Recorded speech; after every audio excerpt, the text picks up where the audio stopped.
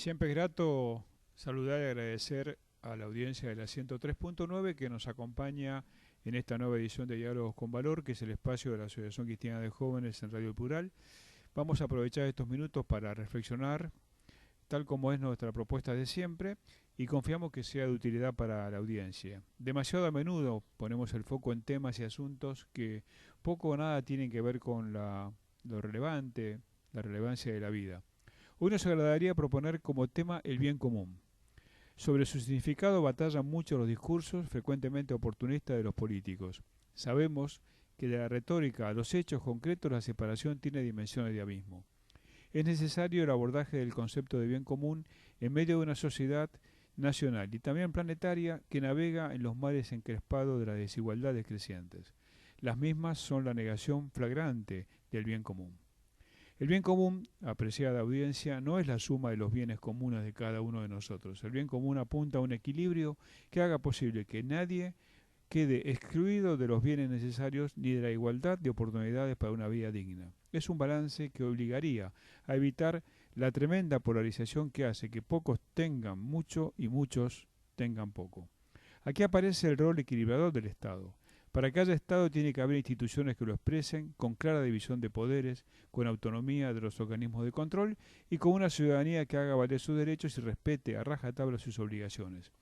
Una sociedad desigual no puede desarrollarse en armonía ni con aspiraciones ascendentes. Por el contrario, se genera una sensación de anomia, de violencia social que se manifiesta de formas diversas y no pocas veces trágicas. En la Argentina hay educación pobre para pobres, salud pobre para pobres, trabajos pobres en dignidad para pobres, y así podríamos continuar el listado de infortunios. Y esto no es nuevo, pero tampoco se ha podido superar en un tiempo de crecimiento económico no debidamente aprovechado para, precisamente, hacer más visible la preocupación del Estado por el bien común. La dirigencia política de ahora, la de antes, de ahora, exponen a los ojos de la población estadísticas que nos hacen presumir viviendo en un escenario ideal y donde los problemas se han ido solucionando. ¿Y la realidad? Dista de estos espejismos, a menos que los habitantes de nuestra bendita tierra abusen de las sensaciones. Para referirnos a este tema tan delicado y sensible, hemos invitado a una querida y caracterizada amiga, la doctora Cristina Calvo, economista y dirigente social de FUSTE. Basta recordar su paso como coordinadora de Cáritas Nacional y su rol preponderante cuando funcionó el diálogo argentino hace de esto ya más de 10 años. Hola Cristina, gracias por el privilegio de contar contigo otra vez en Diálogos con Valor.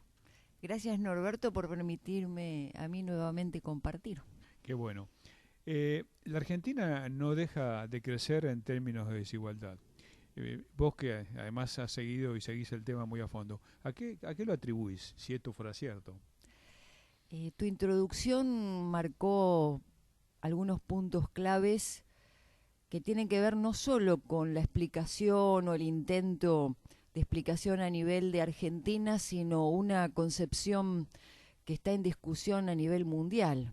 Cuando vos hablabas de bien común, que no es la sumatoria de los bienes individuales, es incluso hasta, te podría decir, el error desde la econometría o desde la formulación matemática de la economía en cuanto a la concepción de bien común. Vos pensás que la sumatoria, si uno hasta analiza la fórmula matemática, supongamos 3 más 2 más 1, si ese 1 se reemplaza por 0, hay un resultado. Ujú. En cambio, si eso se hubiera presentado, incluso por eso te digo, hasta en la formulación de la teoría económica, como un producto, si uno de los términos de la ecuación es 0, toda la ecuación va a 0. Y ahí es donde tenemos una de las respuestas en cuestiones de la desigualdad. Ujú.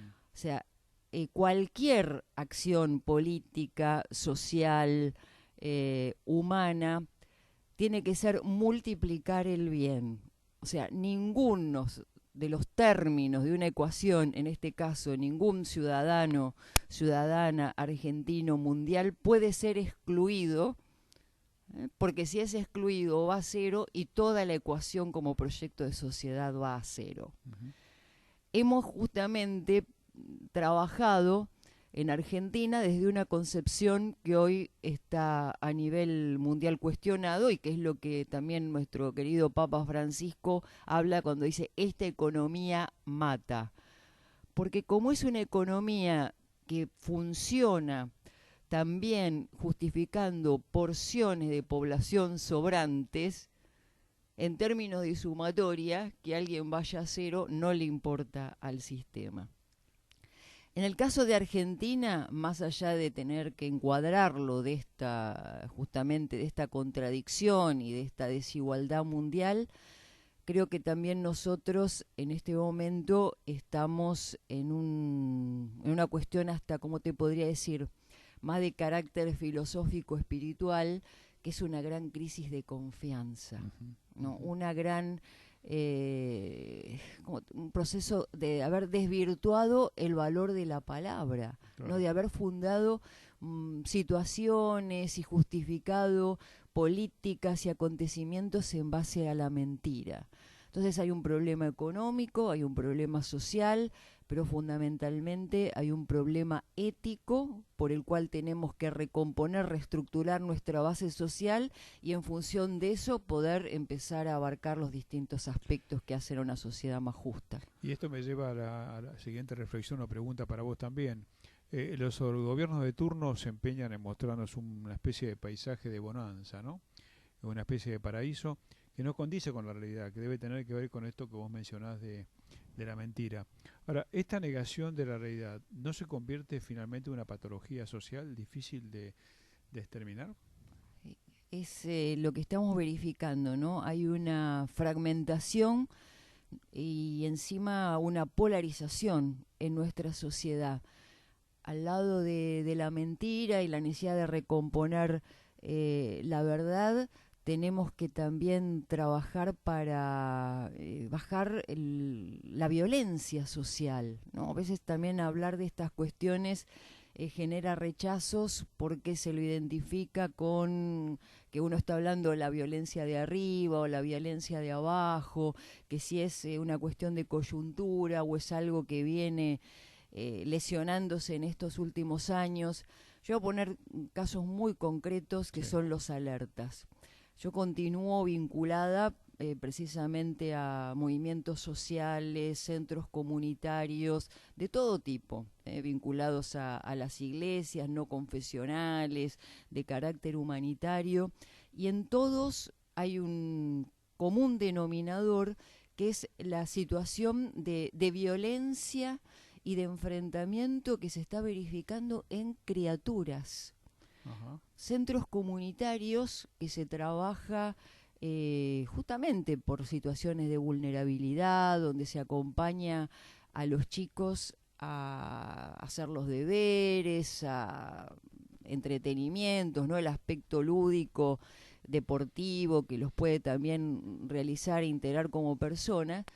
En criaturas de 6, 7, 8 años, el insulto, el desprecio entre ellos, voy a decir algo fuerte, pero decís cosas que estos mismos asistentes sociales, animadores sociales que hace 20 años que están trabajando en esa situación, de criaturas de 5, 6, 7 años que discriminan, negra de M, salí de acá, o el tema de la defensa de los territorios, o sea, prácticas clientelares, ¿no? Donde el puntero tiene dividido el territorio, van al centro y las criaturas dicen, no, esta parte es mía, vos no te metés acá si yo no te autorizo, o sea, se está como viendo un tema de una réplica, ¿no? De una violencia en criaturas que para estos animadores es novedoso. Incluso los chicos más grandes, que cuando han encontrado así un ámbito de contención, que del mismo centro son chicos de 13, 14, 15 años que después vuelven a dar una mano para los más chiquititos de 17, le dicen a los animadores y asistentes, profe, nosotros no éramos así. Claro. No sé, esto es una alerta que para nosotros como sociedad es casi, no te digo más grave y más importante, pero si no afrontamos esa reestructuración, esa recomposición de los vínculos, no vamos a salir adelante como país. Esto que vos decís habla de una gravedad inusitada y donde la pobreza estructural ya adquiere un carácter más globalizante, ¿no? No es solamente lo económico, sino también lo actitudinal, la conducta. Ahora, la pregunta que cualquiera se haría, y seguramente la audiencia también, ¿y la política y los políticos, qué pasa con ellos? ¿Por qué estas cosas que vos también ves, nosotros lo vemos también en nuestras experiencias en barrios más vulnerables, la política no lo ve o no quiere verlo? Y hay una crisis de la política a nivel mundial, crisis de representación y la política, podríamos decir, bueno, también algunos políticos puede ser que estén preguntándose nada más que la coyuntura o la renovación de cargos o la disputa a veces de lo que yo llamo pequeños pedacitos de poder, pero que no generan transformación social, o al menos de lo que uno ve que tiene que ser la razón de ser de la política. Y aún en personas de gran honestidad, de trabajo incluso de gestión, de práctica de muchos años, cuesta como salir del coyunturalismo y de prácticamente la política partidaria que se ha convertido en un sistema de reproducción de sí misma y no recuperar la función de la política como transformadora en función de dar cuotas de poder a la misma ciudadanía. Ujú, No es como, ujú. uno dice, bueno, pero hablar, así como vos preguntás, de la política en general, también no puede ser como hasta muy ingrato, ¿no? Porque uno conoce personas que realmente han perdido hasta casi la relación familiar, porque dedican horas y horas tratando de aportar, son honestos, tienen trayectoria. Pero así, hablando de este pedazo, digamos, de masa crítica dentro de la política, las estructuras partidarias todavía no se han abierto, no se han adecuado al siglo XXI, donde la ciudadanía no quiere solamente participar cada 4 años en elecciones, sino que quiere participar directamente en lo que tiene que ser no solo el control del voto que ha dado, sino también en las propuestas y en el codiseño de las políticas públicas. Y por más que encontrás políticos que se dan cuenta de esto, no habilitan los espacios para que ese tipo de política cambie y para que la democracia pueda también intervenir en las asignaturas pendientes en superar una única función electoralista que es la que se está verificando con continuidad. ¿Alguna vez en este programa vos compartías o compartíamos el rol que juegan los egos en la política? Eso sigue tan vigente como siempre, ¿no es cierto? O sea, cuando uno ve un poco toda la caravana de candidatos para todo, uno pareciera que confirma esa apreciación que también alguna vez compartimos. Vos recordás muy bien toda lo que vivimos juntos en la época del diálogo. Y justamente cuando ya nos íbamos alejando del precipicio, sí, salían los egos y las mezquindades. Y una de las frases claves que teníamos era: faltan gestos de grandeza. Me acuerdo. En toda la dirigencia. Y eso no ha cambiado, no ha cambiado. Hay chispazos, Sí. Hay chispazos porque vos ves dentro de frentes políticos cómo en función de los que ven más claro un objetivo superador, renuncian, dejan lugar a otro. Pero muchas veces cuando no se ve en lo inmediato la perspectiva de salida, como ocurre en este momento en el país, yo creo que nadie, entre los fondos buitres, lo económico, el tema internacional, las cuestiones de la falta de liderazgos con grandes márgenes de credibilidad, es todavía más difícil apostar al mediano y largo plazo según muchas concepciones, vuelve a surgir esto con fuerza, ¿no? Las mezquindades, el decir, bueno, pero si yo llego, yo voy a poder, cuando ya sabemos que las individualidades, por más buenas que sean, no construyen un proyecto colectivo, un proyecto integrador, que es lo que necesita nuestro país. Ya hemos probado todo tipo de individualidades, de derecha, de izquierda, pragmáticas, menos pragmáticas, y las individualidades no funcionan. Fíjate solamente lo que ha producido la selección argentina con un atisbo de trabajo en equipo, ¿no? Claro. Parece que, bueno, por ahí es donde tenemos que pasar, y sin embargo después en las prácticas eso cuesta mucho materializarlo. Y te quería preguntar a este respecto. Recordamos a la audiencia que estamos dialogando con la doctora Cristina Calvo. Eh, eh, Preguntarte, ¿las nuevas generaciones de políticos traen nuevos paradigmas o comienzan por esto de lo partidario a tener de alguna manera la tendencia a reproducir las viejas costumbres y los viejos hábitos? ¿Cómo lo estás viendo vos que convivís un poco con ese mundo? A mí me gusta diferenciar la cuestión de edad y generación. La edad, lo único que te puede garantizar, al menos, es el beneficio de la duda, que tienen como muchos años por delante, en principio, como para modificar y transformar. Si los jóvenes en edad no tienen una cabeza de generación, ¿no? Como yendo de pensar en términos de generación, de construcción, de que incluso ellos, si nosotros ya a nuestra edad estamos construyendo sabiendo que es muy probable que no vayamos a ver los cambios, los jóvenes también, con una perspectiva de generación, tienen que sembrar sabiendo que quizás ni siquiera ellos vayan a haber realizado el cambio integral.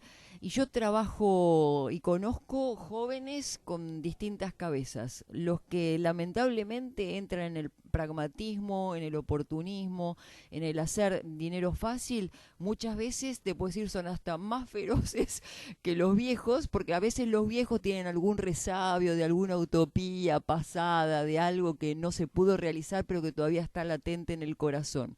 En cambio, muchas veces el joven con el pragmatismo ya, digamos, se forma desde un todo o nada, desde un blanco o negro. Así que, pero por otro lado, yo que trabajo muchísimo con los jóvenes, creo que también el hecho de que ya está en discusión a nivel mundial y a nivel global, y que la felicidad que ellos experimentan no está en los placeres inmediatos, en el consumo o en esas felicidades chiquititas, creo que tenemos una gran esperanza de con ellos también trabajar y poder transformar. Sí, me parece una reflexión muy interesante. Decime, uno de los problemas que se observa con nitidez y con preocupación es cuáles son los criterios de asignación de recursos que tiene el Estado. Porque es cierto, vivimos una situación de pobreza o de empobrecimiento, tenemos mucha desigualdad, tenemos un número altísimo de personas en situación de vulnerabilidad y mucha indigencia, pero el Estado sigue cometiendo los mismos errores en cuanto a asignación. No sé si vos compartís, no se observa un criterio que apunte a cambiar el problema estructural de la pobreza, sino que asignamos recursos quizás a iniciativas que poco tienen que ver con esta solución de base. ¿Cómo lo estás viendo? Sí, esto tiene distintas vertientes de análisis y de explicación. A ver, en este periodo de esta década, que yo no la llamo ni perdida ni ganada, sino desaprovechada, que se podrían haber afrontado cambios estructurales, ha habido como esos chispazos, ¿no? Algunos signos, gestos redistributivos, como el hecho, bueno, de incorporar gente que no tenía derecho a la jubilación, la asignación por hijo, implementar alguna suerte de innovación social en cuanto a Argentina Trabaja o cooperativismo, que podría haber generado también empleo digno. Por eso hablo en el condicional y en el podría, porque eso no se ha aprovechado suficientemente.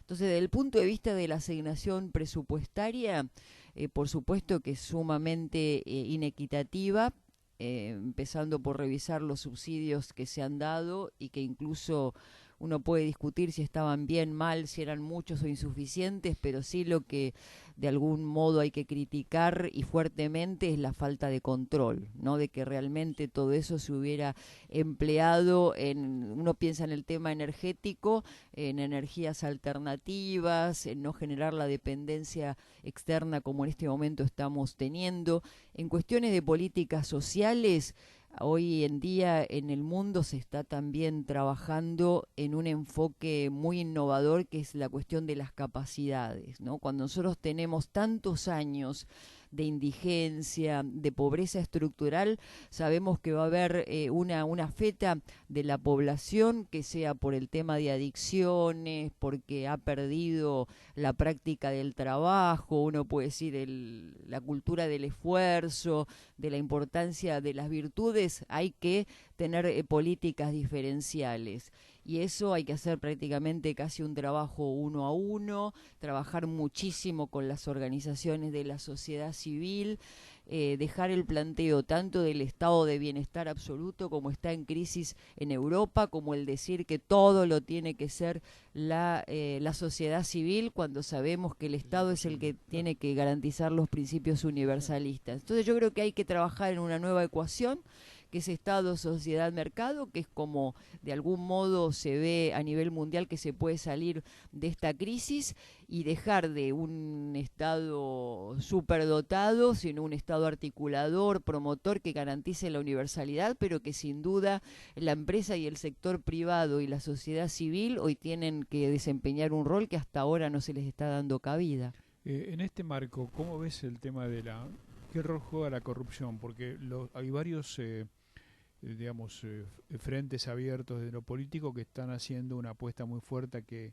en el futuro, si son gobierno, esto tiene que ser revisado o por lo menos de alguna manera contemplado, que no puede haber impunidad tampoco con la corrupción.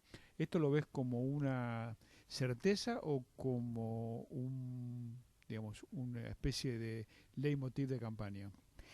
La corrupción no ha tenido nunca un acompañamiento en cuanto a las demandas de la sociedad. Vos pensás que la corrupción históricamente, y tenemos análisis de consultoras muy importantes que evidencian que la corrupción aparece como preocupación cuando va mal lo económico. Así es.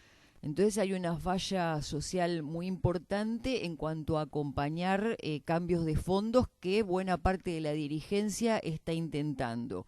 Y ese también hoy es un interrogante. Yo creo que hay con mucha sinceridad un trabajo en la cuestión de la impunidad, la división de poderes, sanear un poco toda esta intromisión de poderes entre sí que limitan la acción no solo de la República, sino de la democracia misma, pero si la ciudadanía, supongamos que esto no lo acompaña, por más que haya algún beneficio o algún cambio, alguna bonanza en lo económico, nunca vamos a tener realmente una solución de fondo, porque la corrupción no es solo política, es también económica, es social, o sea, siempre en todo tema de corrupción a cualquier nivel hay dos partes, no hay una sola.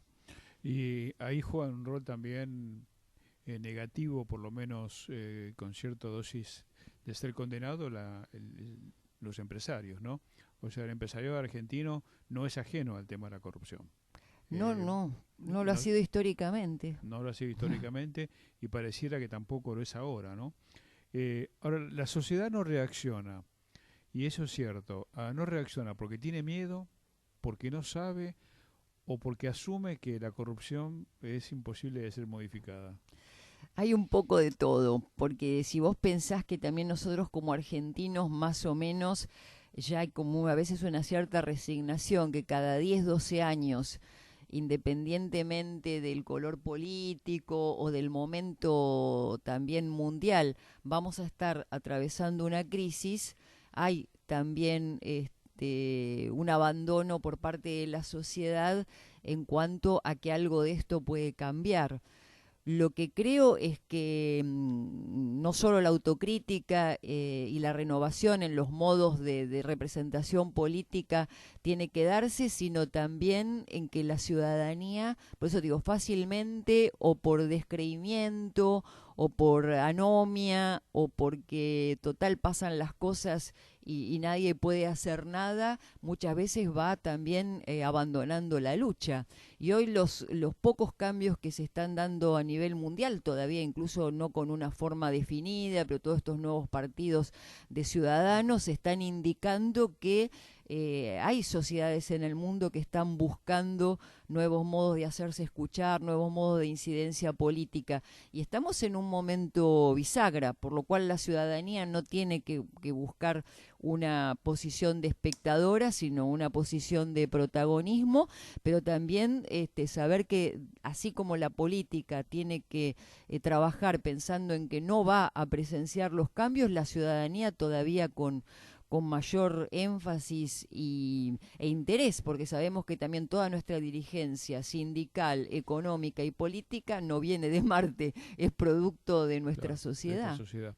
Y ahí jugará un rol importante, juega y jugará mucho más un rol importante la sociedad civil, las organizaciones de la sociedad civil, que no estoy seguro y te pregunto si han perdido fuerza o no. A veces me asalta la duda de saber si se ha perdido fuerza de las organizaciones de la sociedad civil y a veces me parece que si eso sucediera es producto también de su propia sustentabilidad. ¿Vos cómo lo estás observando? Sí, yo observo que ha habido como ciclos, ¿no? Vos recordás también en la época de los 90, cuando hubo todo un retiro por parte del Estado, ¿no? De la provisión de bienes públicos o la cuestión también de lo que podría decir la asistencia en un sentido amplio, hubo todo un boom, ¿no es cierto?, de organizaciones de la sociedad civil, incluso multiformes, ¿no? Quien se Sí. dedicaba a la asistencia, a la capacitación, a los temas ambientales, con, digamos, el gobierno del 2003 y el Estado volver a asumir buena parte de la asistencia, ¿no? Por eso, digamos, con sus defectos, pero tanto en el tema de un inicio de cooperativismo, como un incentivo a una especie de economía social, el tema del aumento de la base de las pensiones, la asignación por hijo, hubo también, digamos, como una inyección de recursos a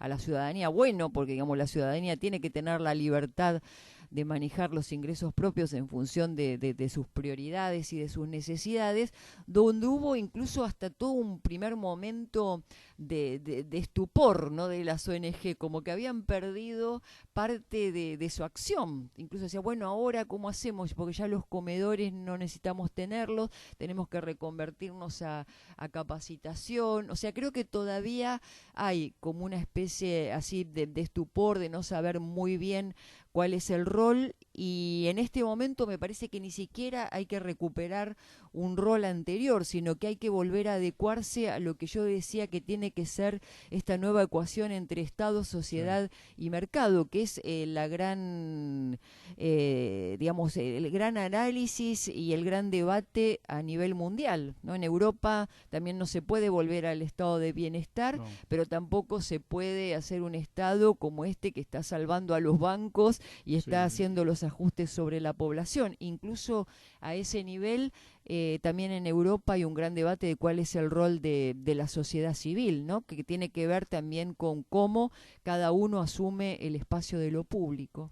En los últimos minuto y medio, ¿cómo lo ves a Francisco? Ah, bueno, la verdad que Francisco está trayendo, bueno, más que una bocanada de aire fresco a la iglesia, creo que también a la humanidad. Y lo que me parece importante es que hoy también a nosotros nos exige un llamado de atención muy grande, ¿no? Porque muchas veces nos parece que repetir las frases de Francisco es casi como, no sé, posicionarse en las buenas intenciones. Y yo creo que hoy, que más que repetirlo, hay que hacer Claro. lo que Francisco está diciendo, y está hablando muy duramente de la economía, de la sociedad, de hacia dónde vamos con los jóvenes, con los ancianos. Creo que es el momento de poner en práctica lo que él dice, y realmente podremos construir una humanidad distinta. Cristina, muchísimas gracias por habernos acompañado. Muy, muy buenas tus reflexiones. Seguramente la audiencia lo ha aprovechado como lo he aprovechado yo. Muchísimas gracias. Gracias, Norberto. Ha sido Cristina Calvo, nuestra invitada de hoy. Como decimos siempre, Argentina anda y camina con esperanza activa. Hasta nuestro próximo encuentro por la 103.9.